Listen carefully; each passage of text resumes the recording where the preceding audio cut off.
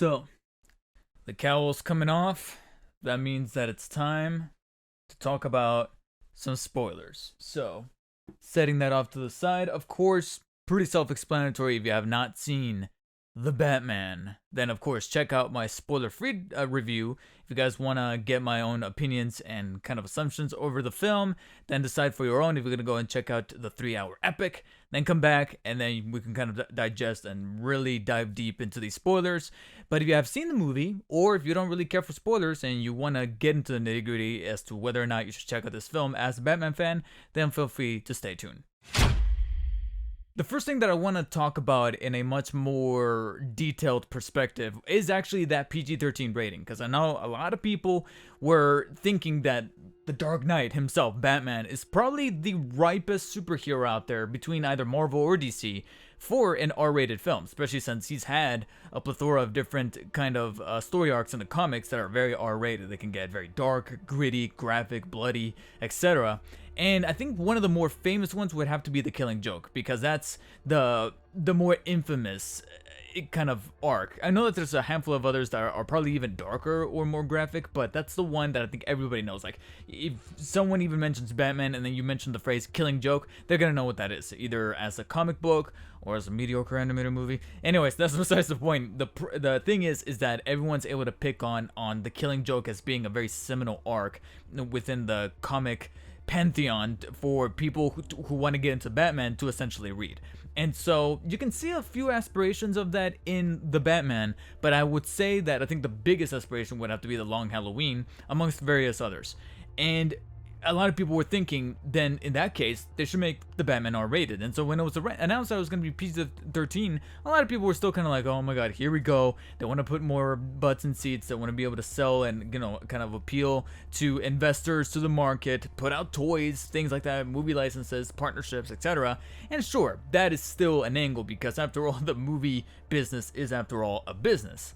But one thing that I've always tried to argue is that you can still make really dark concepts and make them pretty terrifying without ever having to actually visually and viscerally show it on camera. You can always turn the camera away and still insinuate that some shit gets dark and graphic without ever actually seeming dark and graphic, and shoot it in a PG-13 lens. A lot of directors have been able to handle this exceptionally. Spielberg, probably from day one with Jurassic Park, that's PG-13, but it shows the severed arm. And then I think one of the examples I always like to kind of pull out of my hat is Gore Verbinski with the Pirates of the Caribbean movies. There's specifically in Dead Man's Chest, there's a couple of death scenes or things that happen where I'm like, ugh, that was cringeworthy, but it's PG-13. You just let the mind do the work.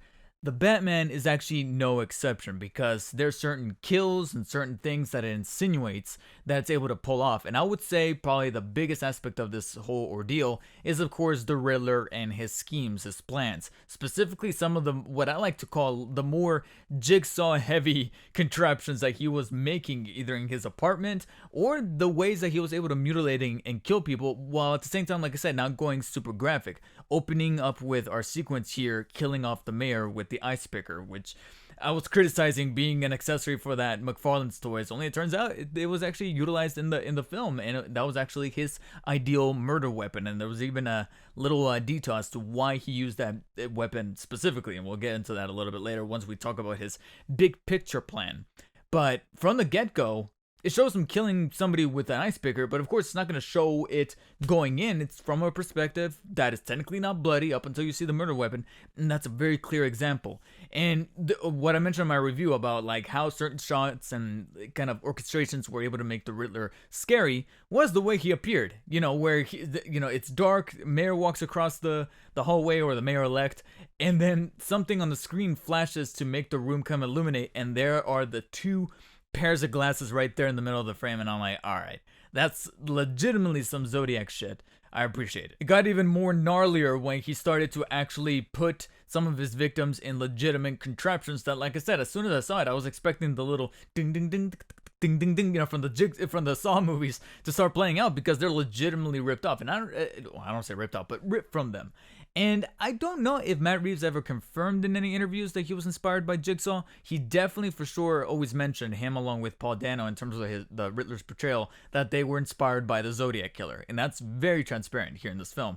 But I would say they also took quite a handful of inspirations from Saw, but film it in like I said, in a PG-13 style, where you have that cell phone footage that insinuates that the existing commissioner. By the way, I feel bad for any actor slash character who is the commissioner in a Batman movie that's not Gordon. Because then you know that that sucker's gonna die, so that Gordon can become the commissioner. Just like in Nolan's trilogy, you had Commissioner Loeb, and I'm like, you're gonna die. He didn't die in the first one, but for sure he did in Dark Knight. So I was like, there he goes. There's gotta be a vacancy in that particular profession, and so it happens once again here, where the existing commissioner gets his face eaten off by rats. But again, you don't see it. It gets insinuated. There's a corpse, and you can tell that our characters are looking at a corpse that's completely torn off face, but we don't have to see the face. We can just imagine it. And sometimes that ends up being worse than an actual image being showing up on screen. And like I said, that's a very textbook example of how you can still make something dark and graphic, but actually still walk away with a PG-13 rating. Kids can still go see it, and yet parents can still be kind of enthralled and entwined into that story, while at the same time not compromising any other material. So that was, to me, one of the biggest highlights about the film. And this was also able to hammer across the way of how scary Riddler was, like I mentioned in my review, for the first 2/3 of the movie, because those first 2/3, I legitimately felt the tension and the fear whenever he was on screen, and whenever Giacchino pulled out that theme, that little that kind of, took heavy inspirations from Ave Maria, the reoccurring theme and motif of Ave Maria, both the actual song as well as the way that the Riddler's theme kind of sounds like it, only with a few twisted notes. So his atmosphere and his presence was always felt throughout, whether he was actually physically on screen. I would say one of the scenes that, it's funny because you know that he's in the car, and yet I was still fearing for Peter Sarsgaard's character to walk into that car, and I'm like, okay, how is he gonna kill this guy? I know he's gonna die, but I think it's like the build-up that I was like, how exactly he's gonna kill him, and that's where it just became unsettling of how Matt Reeves was able to use focus to be like, hey, we're not gonna show you like him strangling the guy and then putting on, the collar again, another saw trap, definitive saw trap around his neck, but it insinuates it all that and just toys around with the light. And once again, we see that coming more through in the funeral scene, as well as later on in the church where they're trying to disarm it. So again, these were all factors that really worked well for me. It was until finally the shoe eventually needed to drop, and we needed to get our actual firsthand face-to-face look at the Riddler. Once he finally says that, okay, they infiltrated my apartment, I'm going to be at this coffee shop, you guys come find me, but by then, that's all part of my plan, and that's where we finally get our gist of the big picture, which is to flood Gotham. Now, I know that some people have already mentioned online that this is where there was a slight disconnect with them, because everything was kind of nuanced up until that point, and then once we got into that part of the movie, I can see this being a point of contention with a lot of people. Finally, when we traverse into that third act, the Riddler is caught, his face is revealed, there's Paul Dano going all full Paul Dano, just like I remember him from There Will Be Blood, where he starts of quiet and no, like dang, he starts doing that. That's where I was like, okay, a little bit of his luster, his that atmosphere that I was praising and that I was loving kind of started to get a little torn away. But at the same time, the movie was quick to go like, okay, now the movie's a little lesser about Riddler. We got the gist. He's captured. He still has a plan that's kind of going into fruition later on with the bombs and with the Riddler copycats. But this is now an anchor point for the Batman to shine, for the Batman to realize what he really needs to do at the end there.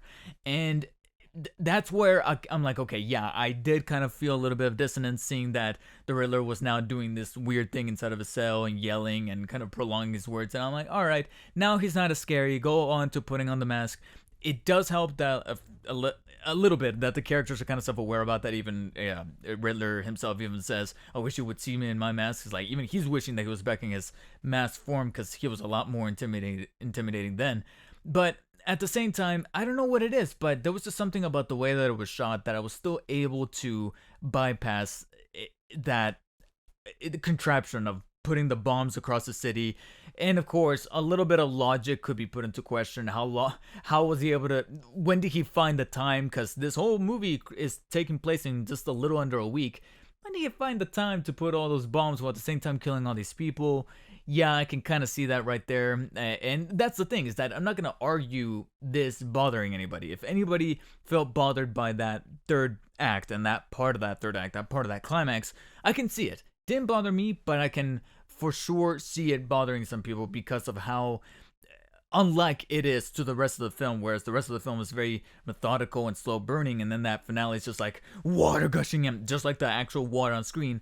The actual action and the intensity ramps up at that same speed, so it might be a little too whiplash heavy for some folks, and I can understand that. What I slightly put a little bit more into question is rather his connection to Bruce, because for a little while I was starting to kind of put the little pieces in together, and I was thinking to myself, oh shit, are we gonna go into a completely new field or territory where Bruce is actually adopted by the Waynes and he was actually an orphan in and of himself, and so this was maybe like a suppressed memory or anything like that? It looks like they might have abandoned that idea. I almost want to say that they might have thought of that, and then somewhere in the screenwriting process they maybe dropped it and decided to actually still keep Thomas and Martha as Bruce's actual biological parents.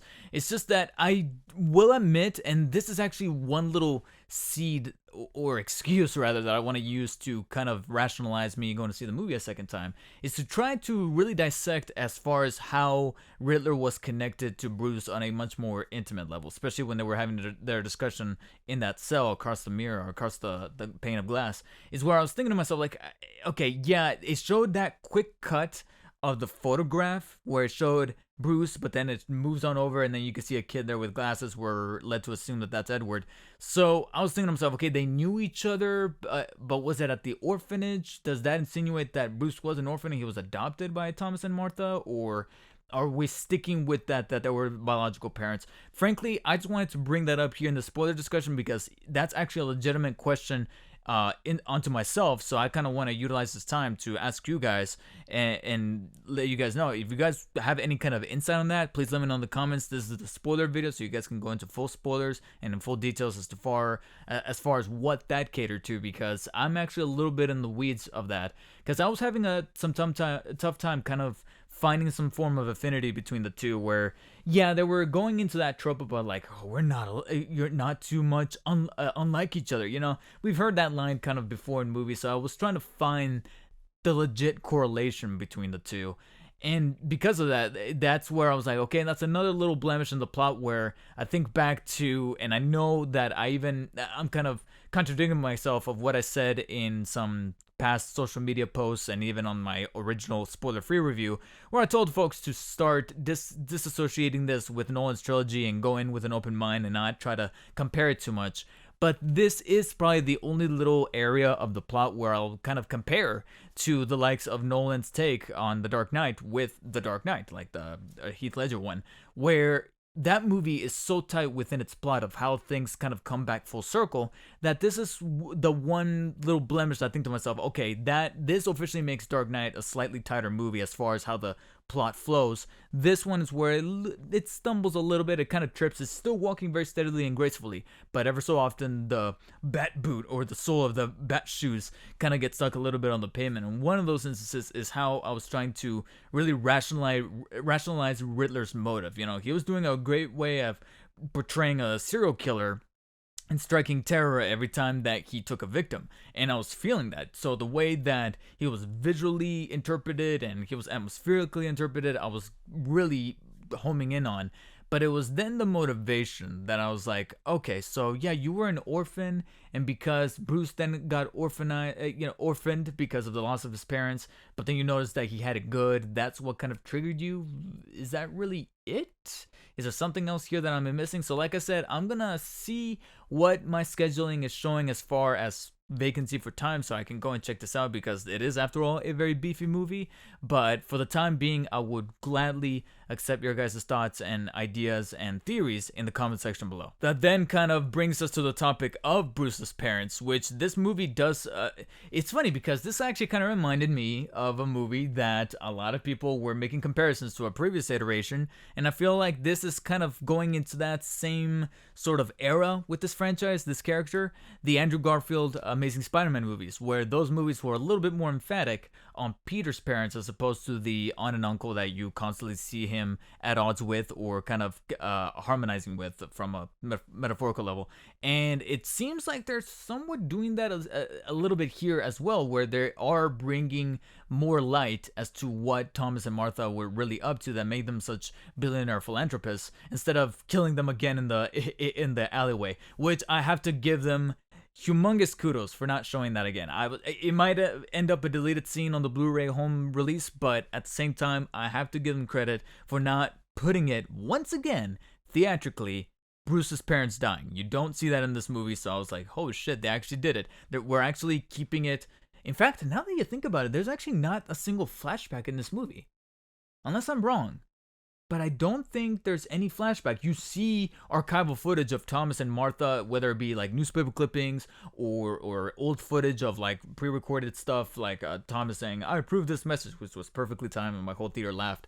But aside from that, there's not a legitimate flashback or tampering with time, and because of that, we didn't have to bear witness to Bruce losing his parents again. It's always alluded to that he lost them. I don't think they didn't even kind of mention how they died. They just said that he died. They never, I know that Alfred said, oh, somebody, got, desperate for money or whatever, but we don't know the specifics. Was it the alleyway? Was it the, archetypal that we're walking out of the theater in the alleyway and Bruce blames himself, etc., or are there other little details at play? So I like that they were able to kind of leave that open, and it's maybe something that we can explore in that potential sequel, because that's the one thing that going forward I want them to tackle a little bit more, is exactly what was going on with Thomas and Martha.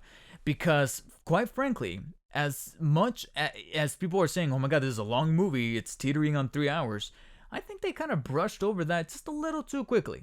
And again, this is another slight imperfection, is that I think that the stuff that Riddler was able to kind of bring to light and kind of reveal, as far as Martha having these panic attacks or these episodes that required her to be admitted into Arkham, and then of course Thomas going over to Falcone. They call him, how is it? Okay, is it Falcone or Falcone?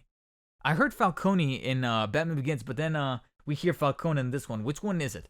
Anyways, his connection to the mob as well as Falcone himself, it's like, okay, we're gonna need a little bit more information, because we do get a slight info dump, a slight exposition dump from Alfred in the hospital bed, which again, it was a little bit of a pain to see that Andy Serkis kind of got a little undermined. He has a few good scenes with Bruce, but then I don't know where he gets sabotaged by that bomb, and I thought to myself, oh shit, they're really gonna kill Alfred in this one? No, he survives.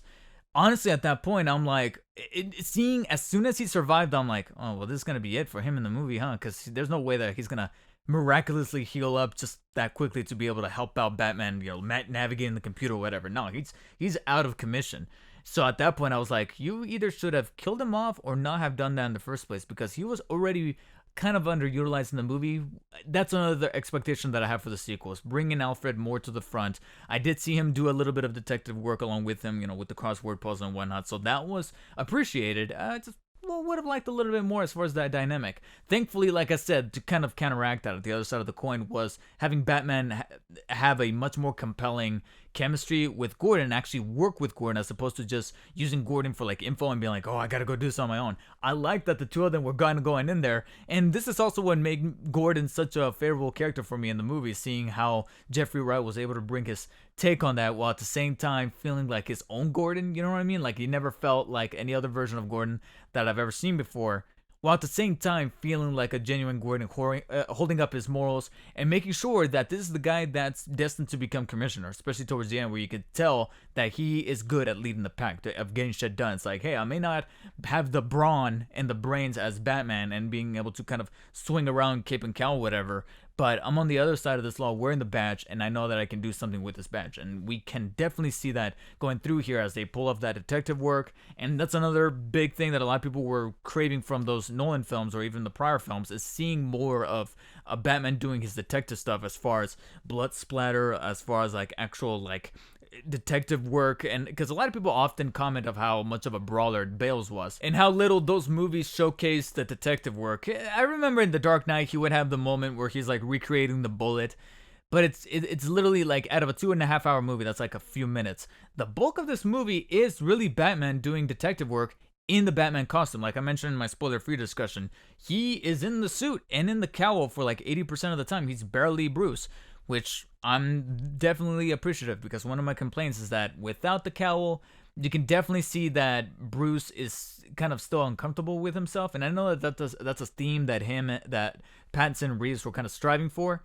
I just think that he brooded a little too much on that. You know, yeah, there were times where he's legitimately walking with his head just kind of hanging like this upstairs, and I'm like, okay, dude, you're kind of teetering on parody. But before I can even muster that, we're into the climax. So the theme of Riddler kind of hammering home the kind of ideology of the sins of the father was genuinely felt. I just feel like we need to extrapolate a little bit more. So going forward, here's what my expectations are for the sequel. We got Bruce's parents being tackled a little bit more, specifically Martha's admissions into Arkham Asylum, the connection between the Waynes and the Arkhams. Not to really divulge too much as far as like a ginormous history lesson, but rather just a little bit more detail to kind of give our next villain a proper like kind of resonance or pathos to really grasp onto. Because like I said, by the end I was starting to kind of lose my handle on what Riddler's motivation was just a little bit.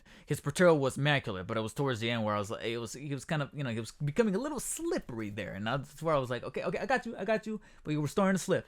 And that's kind of how I felt as far as that connection between the Arkhams and the Waynes. And they did show that brief slide of them from back in the olden days, so I was like, okay, we're gonna lead. I personally feel like I need a little bit more info on that. But then moving forward, as far as looking to the future, looking as to how he can then transform into the definitive Batman, what are those steps that Bruce needs to take? Well, by the end of this movie, we are led with the one moment that we were all kind of starting to speculate from the trailers, and we definitely saw it coming through here in this movie. And this is actually the moment that I mentioned in my review, where I said that there was a seminal moment towards the end of this film that generally did kind of move me on an emotional level, to the point where I wasn't necessarily crying, or nevertheless shed a tear, but you know that feeling in your throat where you start to kind of well up a little bit and get a little emotional? That was for me when finally Batman realizes that he needs to stop chasing vengeance and actually justice help some people. All right, enough beating down these guys. These people need help, and you're not doing them any favors. So he finally takes that leap, jumps into the water, and escorts them all to safety with the flare. That was the shot, as far as the composition and the lighting and the music, that I was like, okay. And this is the moment that, like I said, should speak not just to Batman fans, but pretty much to any fans of superhero comic book properties in general, whether it be from the actual source material of the comics back in the 40s and 50s to the animated cartoons to now the live action movies. This is why we love superheroes. It's because they're doing the stuff that we can only hope to get the chance to do, which is to help other people and to be looked at as a hero, not necessarily for any material gain, but just to know that you have that opportunity to help out. And that was that moment for me with the Batman, that I was like, yeah, there you go. Now you realize that going after the bad, being heroes, not always going after the bad guys. It's just, what was the movie where it's like, heroes not who you are, it's what you do, or something like that. It's been said in a handful of movies by now, but I know that is something that definitely is brought to the forefront here towards the end of the Batman. That's his final journal entry that we hear in the movie, where he's like, I know what I need to do going forward, that I need to be more than just vengeance. All playing while he makes sure that someone gets helicoptered out of there at the shelter. And that was definitely the definitive emotional moment for me, leading up, in a perfect way to kind of end the film. So I'm thinking that going forward, maybe this is kind of a good way to make sure that Bruce is not as mopey. Maybe this will then kind of rationalize, because there were so many things in this movie that was kind of overlook and kind of give the excuse, okay, it's year 2 Batman, it's year 2 Batman. Every time that he would grapple to something and then crash through very ungracefully, just kind of knocking down to the ground and being like, ugh, like that. I'm like, okay, it's year 2 Batman. When he pulls out the flying squirrel suit and he glides over and he just eats shit there at the end, I understood it, because I'm like, yeah, it's year 2 Batman. He doesn't have all his shit together, not just as Batman, but also as Bruce. He doesn't know how to act out in publicly. So I made a theory to my girlfriend, thinking to myself that by the end of this movie, he was gonna like cut his hair instead of having it all drip and be all emo. He was gonna cut it to how he either Robert Pattinson has it in real life right now, or how he had it in that movie where he's like a billionaire or something like that. He's had it in other movies where he's got like the short trim cut, but it's combed over like this. I was thinking that by the end, he was gonna appear like that with like a proper suit and be a bit more like the billionaire playboy, to kind of put up appearances to kind of disassociate himself from Batman, the way that then Bale starts like Kristen Bale's character Bruce Wayne would buy out restaurants and shit like that in the Nolan movies. I was thinking that by the end of this movie he was gonna start to do that. That's something that I'm hoping to expect come the second movie, as far as his portrayal of Bruce. As far as Batman, I would say it's much more on the physical level. Like I said, helping out people externally, but also maybe getting a brand new suit. As cool as this looks, there is that concept art floating around. I don't know who drew it, but I am hoping to credit them at some point or capacity. But there is a concept art floating around of what it will look like if Batman of this version, Robert Pattinson's version, would have a much more accurate, true-to-life Batman suit, as opposed to the tactical one that definitely looks like he put together the year prior. Hopefully in the next movie he'll have something that looks more like he would have in the Arkham games, or something that's a bit more iconic for Batman to have, that's a bit more streamlined while at the same time being slicker and more akin to what you expect out of the character as far as his actual physical presence.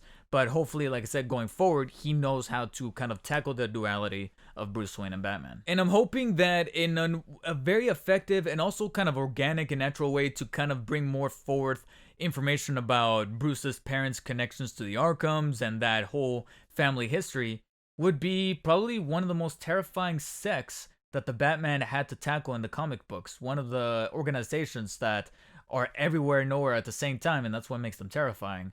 The Court of Owls. I would really like the Court of Owls to get the live action treatment, and I think I did see an interview somewhere where Matt Reeves did toy around with the idea of wanting to tackle the Court of Owls in the future.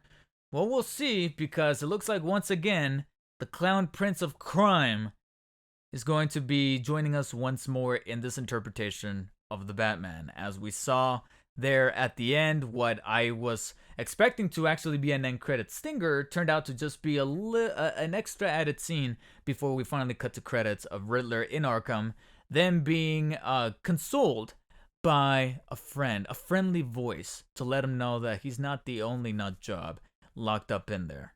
And this is in fact Barry Koenig's character, the Joker. Of course, it's never mentioned by name like that, but who else would make an analogy to a clown and then end his riddle with a laugh, the way that he did, along with the silhouette with the frizzled hair, the nose, and then of course a maniacal laugh. Who in the hell else could it be? But based on the tone of voice and the inflection, I recognize that this was Barry Koenig's secretive role. Only time will tell how much more information he's going to be able to kind of give out in the months to come. But this is the role that he's going to be playing. This is going to be our new Joker. And in case you don't know who Barry Koenig is, he was Druig in the Eternals. He's also been in a handful of other movies. You've seen him pop up here and there. He was in Dunkirk as well. So only time will tell. I would say that they did, for the most part, a fantastic job with the Riddler, who's definitely not done. He wasn't killed off or nothing, so he probably still has a few more riddles and tricks up his sleeve, and it looks like he's got a friend to help him out. But like I said, out of a matter of personal preference, I would have liked it a little bit better to have the Court of Owls to then explain a little bit more about the Arkhams and Bruce's parents and exactly how secretive and down the rabbit hole do they really go before we finally tackle the Joker again. But frankly, that does it for me. If you guys have any other thoughts or any other things that I might have missed, which undoubtedly I probably did, as far as Easter eggs and callbacks and things in the background that, like I said, probably warrant a second viewing, not only because I want to understand Riddler's motive as well, but also because It's just a damn fine film, quite frankly. Like, I'm legitimately down to see it again, and so is my girlfriend, so we're trying to come up with an excuse, and now, as I kind of made this spoiler discussion, I feel like I found out a couple more. But if you guys have any further thoughts that you guys want to discuss, I'm definitely going to be in the comment section. I read every single comment, respond to it, and if I don't respond to it, I give it a heart to acknowledge it and to let you guys know that I'm checking your guys' opinions and thoughts out in every single video. But most importantly, for this spoiler discussion, feel free to drop them in the comment section below. Make sure to hit the thumbs up before you leave. And as always, guys, thank you so much for watching, and until next time, stay humble.